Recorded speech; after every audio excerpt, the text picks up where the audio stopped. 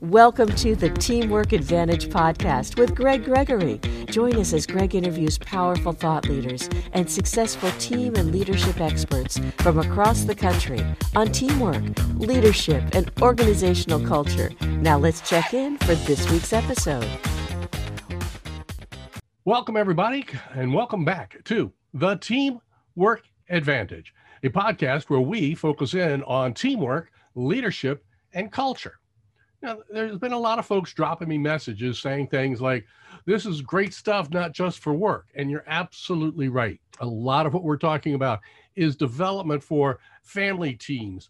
It could be just local civic groups, homeowners associations, it doesn't matter. So these are powerful tools to use in so many aspects of our lives. It works great with kids too. So understanding the power of teamwork, leadership, and culture, or what I like to call the new TLC. We're excited to have joining us today from just north of the U.S. border in Canada, Dr. Paul Snowdon. Now, I just want to talk a little bit about Paul's background because a lot of times people say to me that teamwork and the stuff I do is a bunch of foo-foo. Well, Dr. Snowdon is going to bring to us some of the science behind what we talk about today and what I've been talking about for years. And we're not going to get into real brain science. That's another day. But I just want to talk about the power of this. Dr. Snowdon is the founder, as well as the CEO of Working Theory, a consulting firm that connects best science with best practices in the fields of leadership, team performance, and workplace coaching. By the way, if you think this comes naturally, it might. Dr. Paul has an engineering background by training, and he executive coaches rooted in evidence-based approaches. So again, evidence-based approaches and science behind this. He's also identified structures and processes needed to improve managerial coaching outcomes and how to unlock these barriers with leaders, and that's going to be key. He's also an assistant professor in management and organizational studies with Huron University. He's designed and delivered custom executive education programs at the Rotman School of Management, University of Toronto, and has taught for over a decade at the University of Toronto School of Continuing Studies. He's also done a lot of work in the United States over the years as well. When he's not really out there working and doing all of his science stuff, you might find him volunteering in a number of children's activities, exploring new recipes in the kitchen.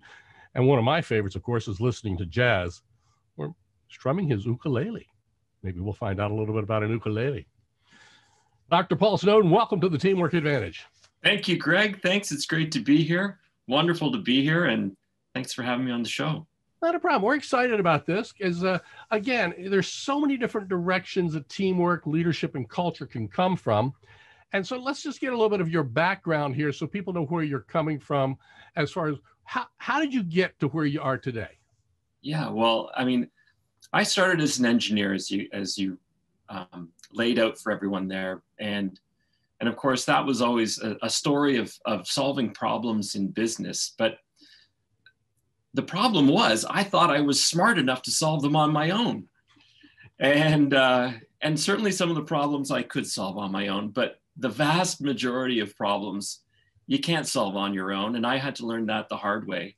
But I did learn it and I got quite good at it actually. And as it turned out, I became really good at solving problems, both in the manufacturing world. And at the time I was with General Electric in the United States. I was working in a plastics plant, believe it or not, outside of Chicago. Wow. Okay. Yeah, Ottawa, Illinois. So that was the funny part, right? Here's a Canadian working in Ottawa, and it's not the nation's capital. It's Ottawa, Illinois. And I didn't put two and two together on that at first. Yeah. So, but it was a great experience. I loved working with GE. This is back in the Jack Welch days, just to date myself here. And I became a real expert at solving problems in one of the methodologies that was used there, Six Sigma, and later Lean. So, but more on that journey around using Lean and Six Sigma and the scientific method to solve problems. I'll talk about that a little bit later. Okay. But the great thing with GE was that if you were good at solving problems, you could solve them anywhere. And they had lots of problems that needed solving and lots of teams that needed to work together to solve these problems. And I ended up working in San Francisco, at the turn of the century with GE at the time, and had a wonderful experience actually learning and working with teams, not in a manufacturing setting anymore, but now in financial services. Interesting. And so still I had GE. Still with GE. This was in their capital businesses, GE. In their capital, right? Yeah. And then eventually I ended up leaving General Electric and traveling the world with my wife, and had a great time there, and came back to Canada and continued this journey of trying to understand how and why teams and ultimately organizations become more effective. And I became a consultant at PricewaterhouseCoopers, and I consulted around these topics and eventually started doing my studies on this. And it was kind of funny because the real catalyst for the research and kind of where the last 7 years of my life have gone came when I was working in the IT industry. Still working with teams, working on transforming businesses, transforming parts of the organization. But I would start to look at how in a sales team and in a marketing team, there'd be an underperforming sales territory. And what the leadership would do is actually change out the leader. And they would go from an underperforming team to a high-performing team in usually less than a year, sometimes as fast as 6 months. And the business would be high-fiving itself, and there'd be celebrations and accolades for all the people.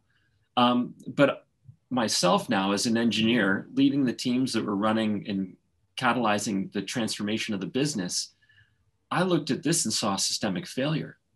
How is it that a sales leader with the same team, the same products or services that they're selling, the same competition in the marketplace, how can they go from an underperforming team to a high-performing team and hitting their numbers, and all that changed was the leader?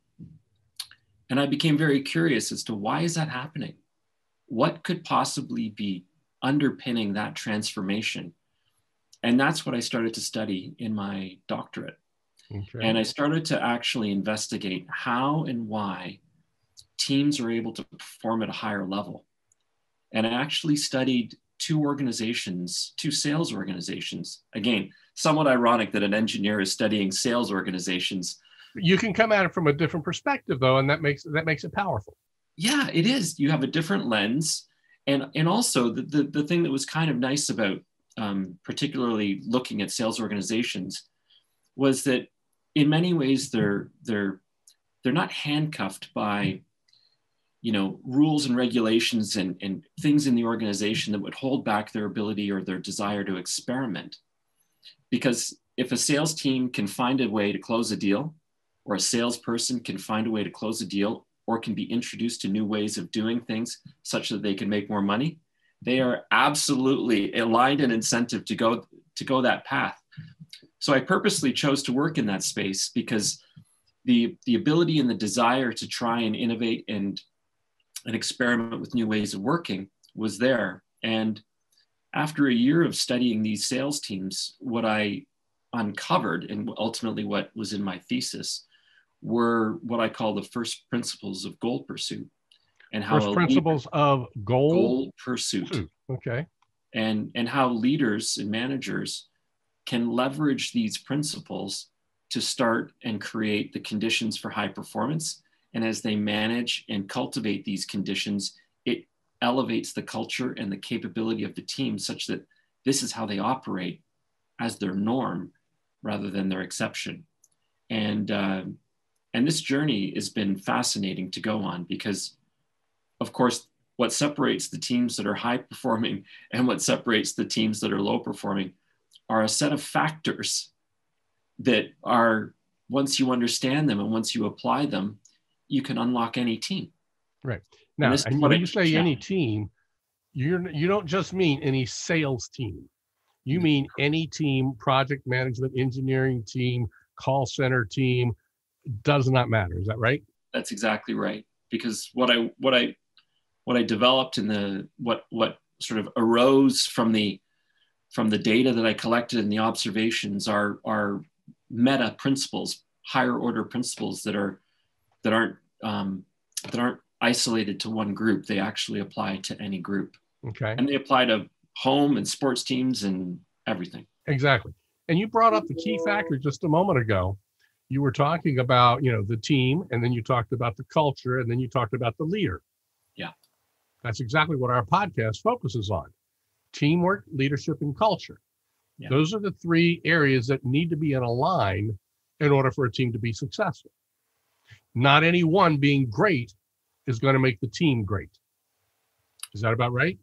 It's about right. But to build on it a little bit more and to add to it, the thing that will create the high performing team is the behaviors and actions of the leader first. Yes. They drive over 70% of team performance. Yes. But notwithstanding that, the leader themselves, a poor performing leader will create a poor performing team. You can't have a poor performing team with a poor performing leader. And similarly, a leader that is strong and capable can lift the capability of their people. They can inspire and get the people to want to do it. Correct. Mm-hmm. Correct. Yeah.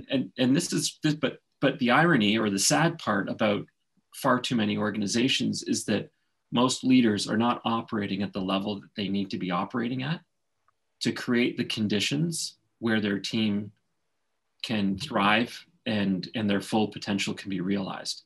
Yeah. There's a lot of poor leadership out there.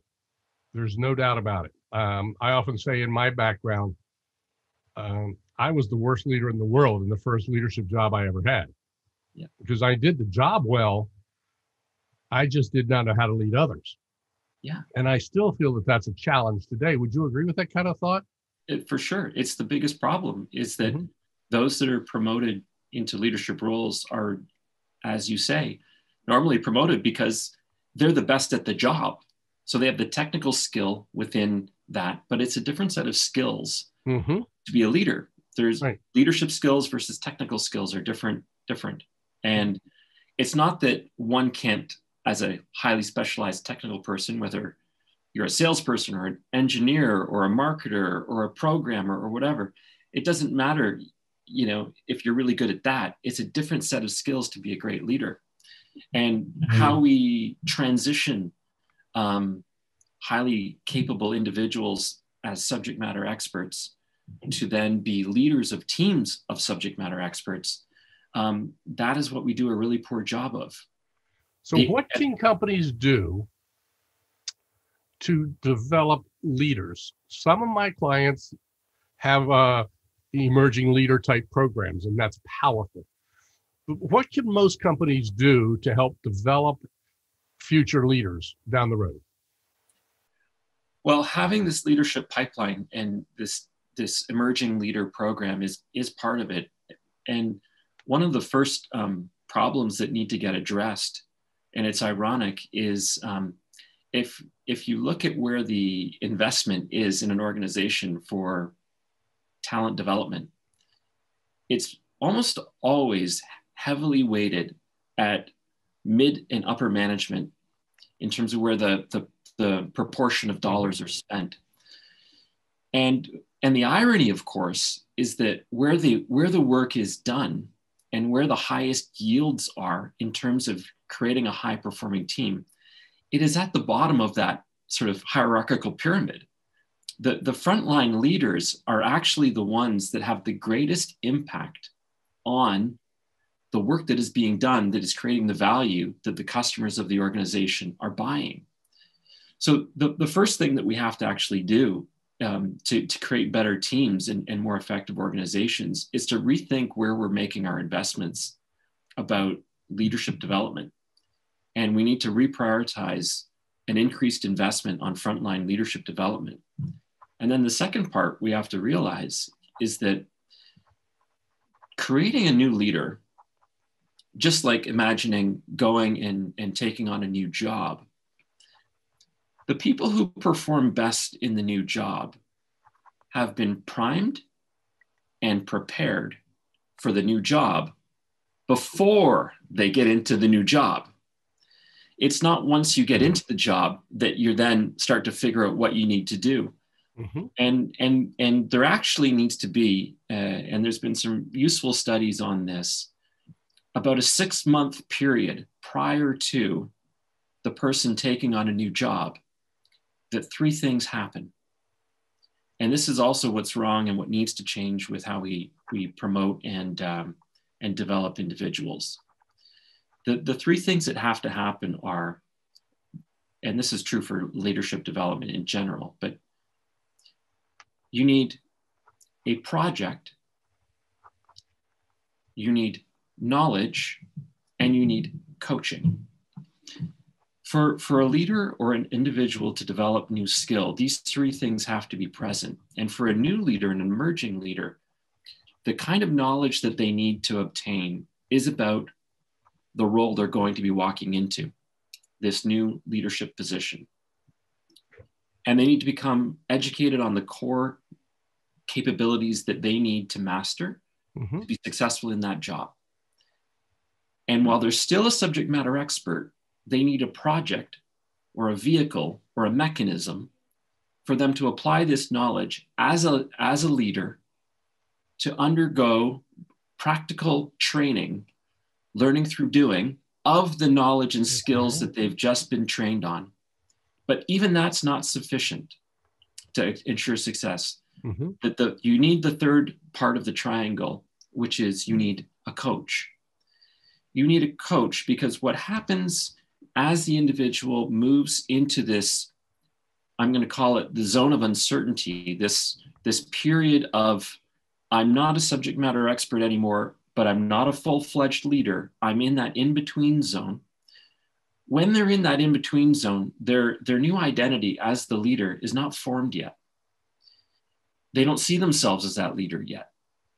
And while they're in that zone in the middle, which is very uncomfortable for that individual because they're not the expert anymore, and they're not an expert in the leader position anymore, that coaching becomes so important, because what that coach has to do is to accelerate the rate at which the individual learns how to be the person that they're becoming, if this makes sense. Okay.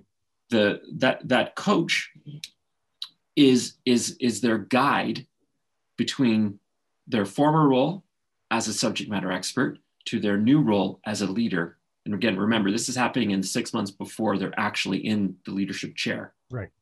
So that as they're going through this, their business coach, process coach, management coach, executive coach, however you want to describe it, is acting as the catalyst for their personal development.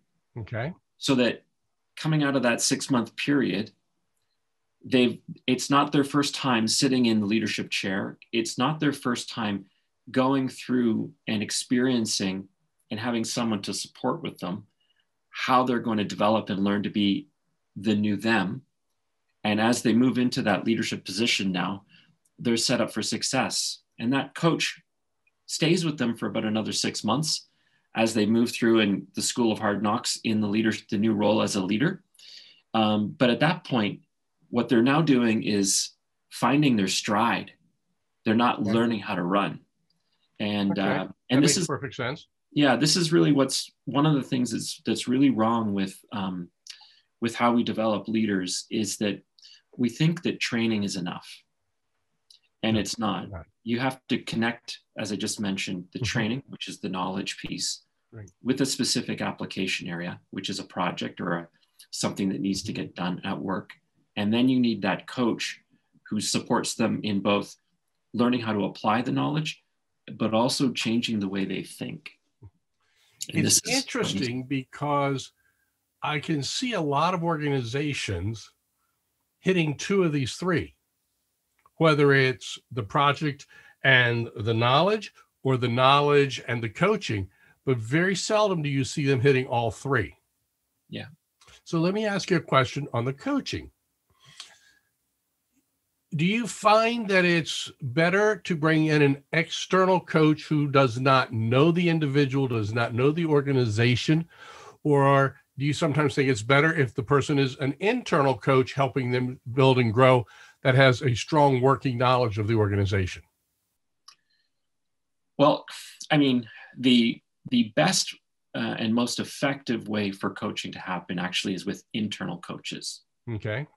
And it's with internal coaches because they understand the internal dynamics that are happening, and they intimately can make the connections between the issues that are showing up.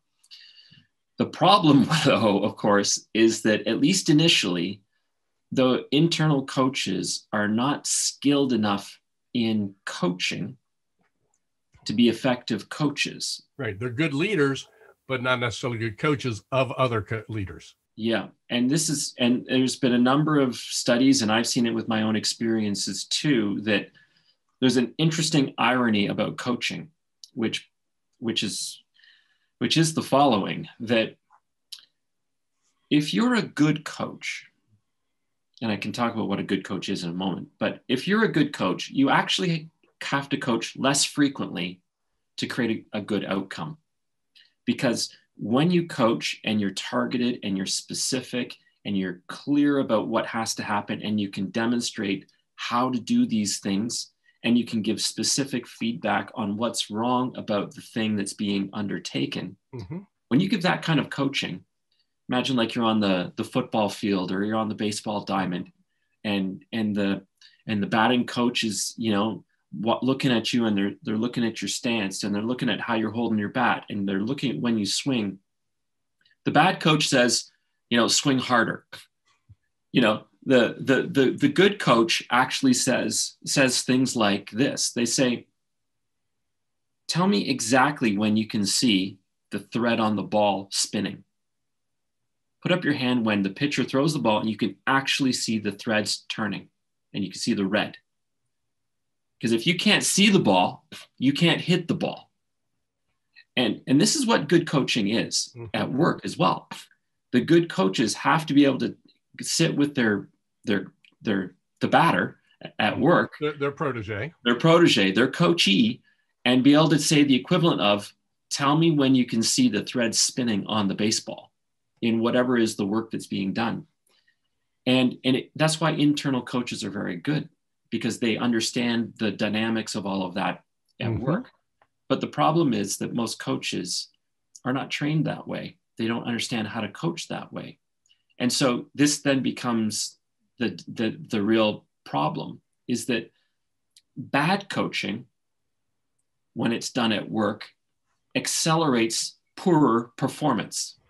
In other words, the more bad you coach and the more frequently you coach poorly, your people and your teams accelerate. They get worse faster. And so the irony is, if you're a lousy coach, if you as a leader and a manager can't do the equivalent of the baseball analogy with your people and with your team, if you can't do that, then it's better that you don't coach than to try and coach. Wow. Never looked at it that way. It goes back to the old analogy. I don't know who said this. Practice does not make perfect. Perfect practice makes perfect. Correct. And so that goes right back into it. We've got to be coaching the right things, because if we're coaching the wrong things, it's not going to help. Exactly. It's not okay for a manager to say, I got some really bad feedback on how you ran the meeting. You got to do a better job running meetings. It doesn't work. No. What you actually have to do is observe what's going on. And then you have to be able to diagnose specifically the skill gap, competency gap, mindset gap that's holding the individual back. And then you have to create what I call a learning goal, and a specific goal to expose and to allow the individual to learn. So for instance, if you're a manager and you don't like the quality of the reports that you're getting from one of your employees, you have one of two choices. You can keep saying, these are lousy reports, I can't do anything with this, and getting frustrated. Or you can get specific with the kind of, and identify the specific problem that's going on. So you might say, I don't like, it's not the layout, it's not the graph, it's the analysis. The analysis is fundamentally weak in this report. Okay, great. So how are you going to teach analysis? And so this is where a learning goal comes in. because you have to first identify what is the gap that you have to close. So the way you do that is you set learning goals, you set learning objectives, and you would say to your employee, what are 3 different ways that you can analyze the same data set? And I want you to conduct those 3 analysis. And I want you to come back and tell me, what are the strengths and weaknesses of the recommendations that you just came up with through those 3 lenses? With that kind of coaching, now all of a sudden, when they come back with the next round of analysis, you can very clearly see where the gap is in their knowledge. Maybe they don't know how to do certain things. Maybe or in their how they analyze. In other words, their business acumen around what is the meaning of the information that they're actually analyzing. You'll whatever is the problem will manifest itself, jump to the surface. Yeah, and it's that point when coaching and the progress forward can begin. Mm-hmm. And that's I had a manager years ago when I first got into the mortgage banking industry, and I was complaining about something not working right. And he came to me and said, okay, why don't you go see if you can come up with 3 ways that it could work differently. Project each of those ways out and come up with a working sample and tell me why you've chosen the way you think it is. So he made me go back and think and develop a process, which, by the way, the first way that I wanted to do it, after I researched 2 other ways, one of those other ways was a better way. Yeah. And then we got that implemented and was able to do it. And that would not have happened had he not asked me to get 3 ways, analyze them both, and make a projection. Yeah. And that's it exactly. And this is actually one of the skills that differentiates high-performing teams and by definition, high-performing leaders is the rate at which their team learns how to learn. How do you measure that? How can you measure the rate that a team learns?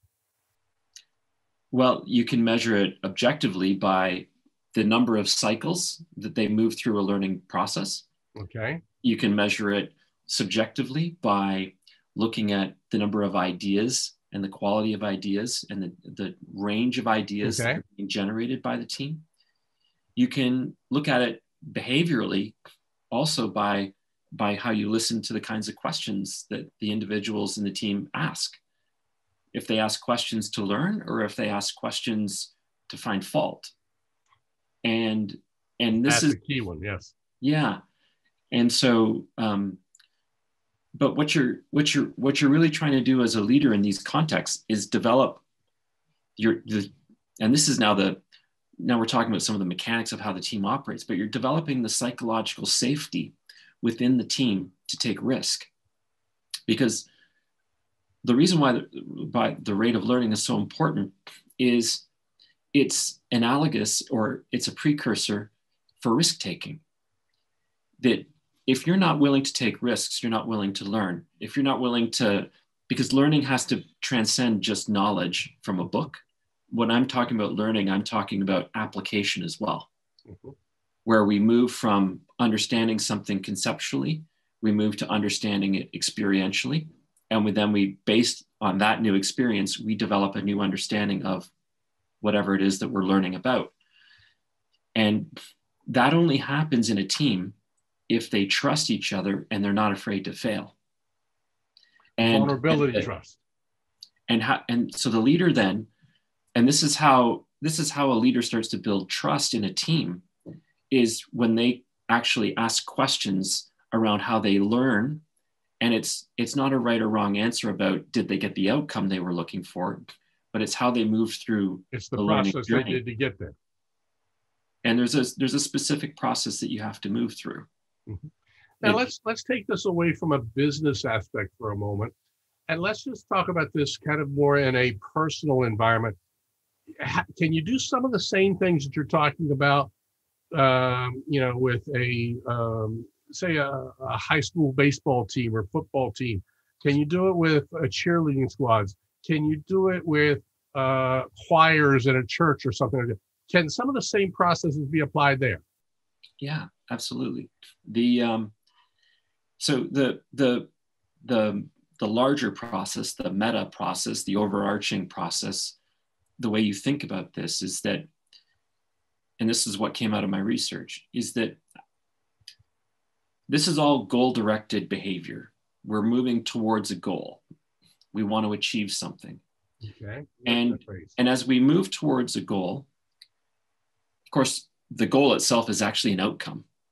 Mm-hmm. It's a result. Mm-hmm. And it's a result of fundamentally two things. It's first a result of the choices we make. And then the second thing it's a result of is the actions we take. So our choices lead to our actions lead to the results. And those results create a new set of choices that emerge for us. Yeah. And it's a cycle that we move through. And this is the learning cycle. That choices lead to actions, actions lead to results, and results lead to new choices. And so when you think about how you apply this in like a sports team or cheerleading squad or whatever, the first thing that you have to get clear about is where you're moving towards. But it's not just about winning a game either. And it's not, or it could be winning a game. Mm-hmm.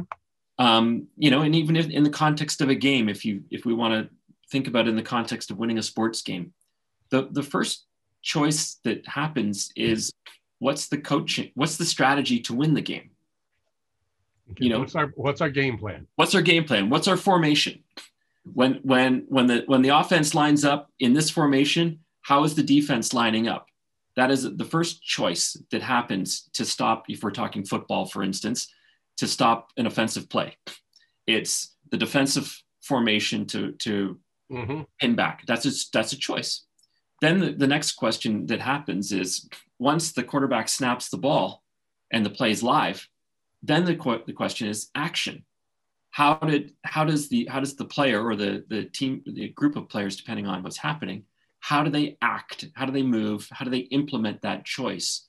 How do they blitz? Did they execute the blitz properly? For instance, did the defensive line blitz properly? And did the offensive line block the blitz properly? Correct.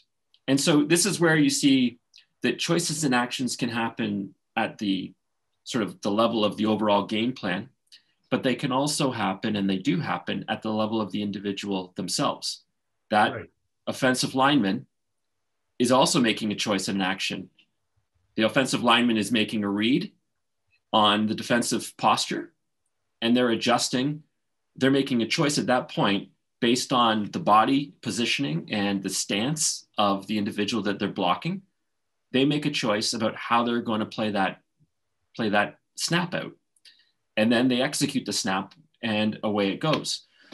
So the first thing that whenever, and it doesn't matter what context it's in, the first thing that people that want to achieve goals, what they do is they start to critically examine their choices. Were the choices that they made, and that's what a coach does, by the way, in a sports team. They look at the choices that were made on the field and the actions that were taken to see whether or not those were appropriate. And the great coaches, of course, they aren't the ones that flag the breakdown that led to the touchdown, and the missed tackle right at the very end. The great coaches walk it all the way back, and they go, see that person 20 yards behind who didn't take care of that person. Mm-hmm. That's where it broke. Right. And the they coach go back to find the systemic problem in the play, not necessarily the symptom or end result. Correct. Because those are all a result of the previous choice and action. Mm-hmm. So by the way, sometimes those actions and choices can be, you made the phrase of, on the field during the game or something. Sometimes choices come into play that happen away from the team and can impact the team separately altogether. For sure. 100%. Yeah. So those are the things that we start to look at. So it's powerful that you're talking about choices there. Okay. And leaders have to be able to find the right players, put the right players in the right positions, whether it's a sports team or not. Yep. And knowing who's going to be able to respond in certain plays. That's where you start to get to. So you talked about performance. How does culture come into that, and how does culture and performance gel together? Well, I mean, they're intimately connected, as you well know. Mm-hmm. That leadership informs culture, and culture informs leadership. They're two sides of the same coin. Right. And so, when I'm working with organizations and leaders and teams, the first question I ask is this the culture that you want? Is this a high performance culture? And because the culture is a reflection of the leadership. Right. And as we've kind of talked about already, there are larger things that need to be moving to create that high performing culture. The team has to be focused on a North Star. They need a very clear mission and objective that they're trying to work on. And if that's not clear, then the team won't be effective. And the articulation of that and the elevation of that mission is the role of the leader to both work with the external folks in the organization, mm-hmm. But also to work with the teams themselves to make sure that that mission is appropriate. That will inform the culture right there. And the second that starts to move through then is, you get a culture based on how you lead and how you measure and how you reward. And when you have a culture that is, or metrics or KPIs, for instance, that don't align with what you're trying to accomplish, you create dysfunctional behaviors. You're going like that. You got the divergent kind of behavior pattern. Mm-hmm. And that's also a leadership choice. It is fundamentally a leadership choice around what measures of success we're going to put in place, how we're going to reward people, how we're going to, quote unquote, punish poor behavior. And if those KPIs and those metrics don't align, if there's a conflict between them, then it's to be expected that you have dysfunctional behavior. If you're rewarding one team for innovation and you're rewarding another team for cost reduction, those two often go against each other. And so it's no wonder that the best ideas aren't moving forward if those are your kind of conflicting metrics, and half your team is being measured and bonused on cost reductions and savings, mm-hmm. and the other one is being bonused on winning market share and speed to market. Right. So the leadership has to become very aware of that when they set the mission and they set the parameters for where the organization's going, that they also have to enable it with their processes and their behaviors. And there has to be the balance. And it's the balance that happens. Mm-hmm. And I'll give you a classic example. I recently did some work with a major telecommunications company here in Canada. And 60,000 people, like big. And and during COVID, I was talking with some of their senior leaders, senior vice presidents, and about what they did. And they created a mission and a mantra around it that unlocked the potential of their people. And it was the clarity of their mission and the clarity of the mantra that did it. They said, we have two jobs right now. We have to keep our customers connected, and we have to keep our people safe. And these two things, this clarity of mission and clarity of purpose, set the organization on a path. They then unlocked conflicting KPIs. So rather than having internal metrics that worked against each other, they deprioritized and de-emphasized those metrics that did not align with keeping our customers connected and keeping our people safe. And people started to line in. They then operationalized around this and put in processes and reports and metrics and management cadences to constantly allow the best thinking and the best ideas on how to do those two things to come to the surface and to prioritize and debate which ones would be done and sequenced in which order. Mm-hmm. And then they did the last thing, which is the most important. And this is how leadership and culture connect, is they walked the walk and talked the talk. So Yep. they didn't say we want to keep culture. I mean, they didn't say we want to keep, our people safe and our customers connected, and then do the complete opposite. Right. Each day, their behaviors and their vocabulary reinforce this. Had to be in sync. And they created the conditions where this culture of focus could occur. And what happened? So what was the net from that?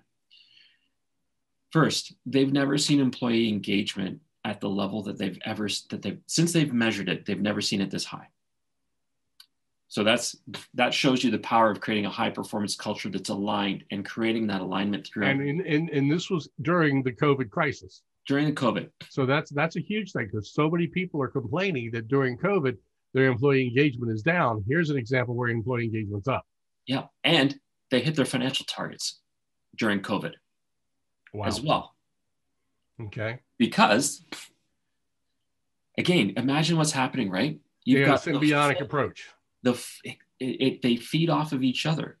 With the people fully engaged and committed to a target that they agree in, and the leaders behaving in a way that's congruent with that, and putting the systems and the processes in place to continuously feed this machine that they're creating that's pushing people towards this North Star. It's no wonder that you get people going above and beyond. It's no wonder that people are engaged in the workforce, because now their creative outlets have a place. Mm-hmm. And I'll give you a contrasting example. Let me ask you a quick question here on that exact example. Sure. How long did it take? Because you're talking about a large company, and there's a lot of people who say, 60,000 employees, it's going to take forever to get something like that to be run through. How long did that take them to put into place? They were starting to see things happen in weeks. Wow. And it really obviously snowballed and gained momentum. One of the quotes that the senior vice president told me, he said, "We did things in days that would have taken us years to do in the past, because of the clarity of mission and the deprioritize of all the things I just described." Yeah, that is powerful. And I'll like the contrasting example where you start to see when you have that disconnect between the mission and the mantra and what's actually showing up, when the employees feel the hypocrisy, mm-hmm. What happens? So I also was interviewing senior leaders like COOs, CEOs of small companies. And this one was a manufacturing company. And they focused on, they had the same tensions that this large telecommunications company had of how do I hit my financial commitments and my customer commitments and keep my people happy and get through a pandemic with all of this. But they chose a different path. They chose a path where they focused on preserving the firm rather than preserving the people, or they took a self-centered view rather than an other-centered view, as I describe it. Right. And so they did, when you take that view, you do what you normally do, which is you rationalize and you put you make your decisions within that context. And so as order volumes went up and down, they right-sized the employee base based on order volume. If there's no orders, why would we have all these people in the plant? And they had this cycle of hire, fire, layoff, hire, fire, layoff. And guess what happened? As people had an opportunity to make a choice about whether they're going to come back to work or not, they chose not. They chose not. And actually, more specifically, the best people who had the most options chose not. The people who didn't have options, the mid performers and low performers, came back. Okay, let's analyze that again, because we're getting tight on time and I want to make sure we get this. They had an option, so your better employees, the ones who were really engaged prior to, chose not to come back. Correct. And the weaker ones who may not have had nearly as many options didn't necessarily have a choice, so they did come back. Correct. And consequently, they're not hitting their financial targets. They're not hitting their morale. They're not hitting their engagement. Their leadership is probably faltering. The culture is going downhill. It's a spiral effect. Correct. Exactly. Wow. And this is how leadership and culture and leadership choices inform culture. And they actually had a very good culture before this. Mm-hmm. And it goes to show you that you can't take culture for granted. No. And it's kind of like, you go to the nice Italian restaurants and you get that little appetizer with the bread and the olive oil and the balsamic vinegar and you put the oil and the vinegar together and they separate right away. But if you want the nice emulsion, you've got to stir that so that the oil and the vinegar combine and become one. Mm-hmm. And you can have your bread and it tastes delicious. Yes. But as soon as you stop stirring it, what happens to that oil and vinegar? It starts to separate again. It separates again. So teamwork, leadership, and culture is not something that can be done once. No. It's something that needs to be nurtured over time. Correct. Continually. And I think that's where a lot of people do drop the ball. Exactly. Dr. Paul, I tell you, we've been on here now for a little over 40 minutes, and it's amazing how fast this time has flown. The power of everything that we put into this is amazing. The knowledge that you've spread with us today has just been great. Hopefully we can get you back on here again in the future and dive into this a little bit deeper. Would that be open to you? I would love that. I really enjoyed this conversation too. Yeah. It's fascinating for me to talk to people on so many different levels about teamwork, leadership, and culture. And for those of you listening to the Teamwork Advantage for the first time, we've had several people talk about culture in different ways. Not different, bad, just different, that tie all together. So I encourage you to go back and find some of the older episodes. I encourage you to find things out about teamwork, leadership, and culture in every aspect of our lives. Dr. Paul, once again, I say thank you for joining us here on the Teamwork Advantage.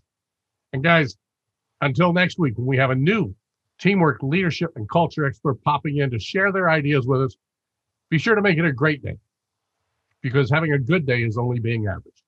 Take care. Bye-bye.